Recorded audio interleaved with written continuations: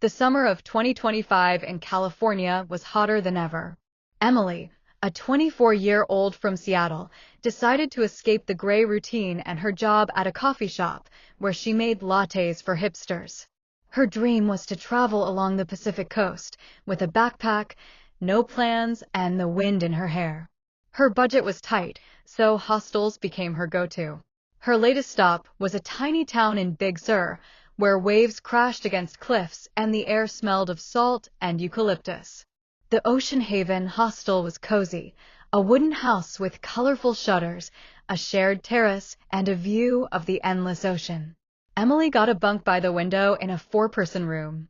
When she walked in, another girl was already there, 23-year-old Sophie from Austin, Texas. Sophie sat on the lower bunk, flipping through a worn-out California guidebook.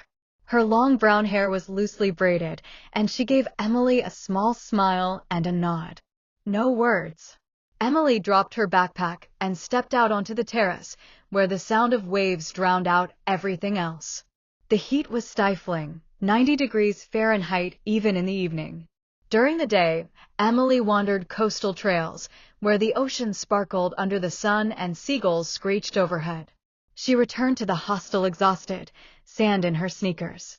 Sophie was often on the terrace with a notebook, jotting down notes or sketching landscapes, waves, cliffs, sunsets. Their eyes met, they exchanged quick haze, but the silence between them was light, like the sea breeze. Their first real connection happened at night. The heat made sleep impossible, so Emily stepped out to the terrace to breathe. Sophie was already there, staring at the stars scattered above the ocean.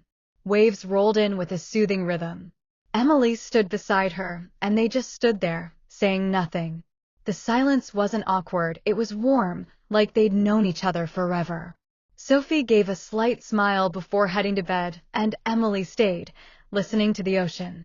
The next day, they ran into each other in the shared kitchen. Emily was making avocado toast, Sophie was brewing tea. "Hot out there, huh?" Emily said, just to break the quiet. "Yeah, but the ocean saves you," Sophie replied, her soft Texas drawl cutting through the morning stillness. They sat at the table, ate, and words didn't seem necessary. Emily shared how she was tired of city noise and craved something real. Sophie admitted she was traveling to figure herself out, away from her family's expectations. Their conversation was short, but the pauses were filled with the sound of waves outside. They started spending time together without planning it. In the mornings, Emily headed to the ocean, and Sophie would join with her notebook.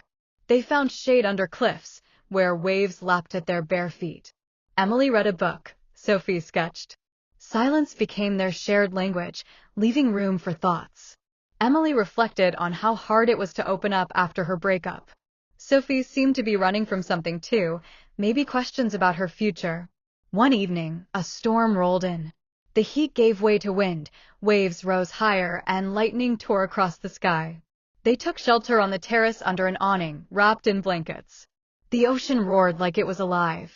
They shared hot tea from a single mug, passing it back and forth. "You know, it's easy with you," Sophie said, gazing at the horizon. Emily nodded. "Yeah, like I don't have to pretend." They laughed, and it was the first time they talked about what was between them. Sophie shared how Austin was full of people expecting her to make right choices.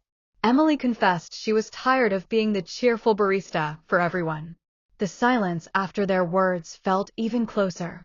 The next morning, the storm had passed, and they went to catch the sunrise. The ocean was calm, the sun rising, painting the water golden.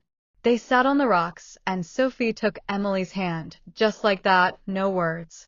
Their fingers intertwined, and it felt as natural as the waves hitting the shore. Emily felt a warmth that didn't come from the sun. They didn't talk about love or label it. But in their silence, there was something deeper, a connection that needed no explanation. A week passed. Emily had to move on to San Francisco. Sophie was heading back to Austin. They exchanged numbers, but both knew distance would do its thing. At their goodbye on the terrace, with the ocean louder than words, they hugged. "Thanks for the quiet," Sophie said. Emily smiled. "Thanks for you." Emily left with a lighter heart. Her 24 years felt full of new possibilities, and Sophie's 23 seemed like the start of something big. The heat, the ocean's roar, and that hostile neighbor stayed in her memory as a moment when silence became home.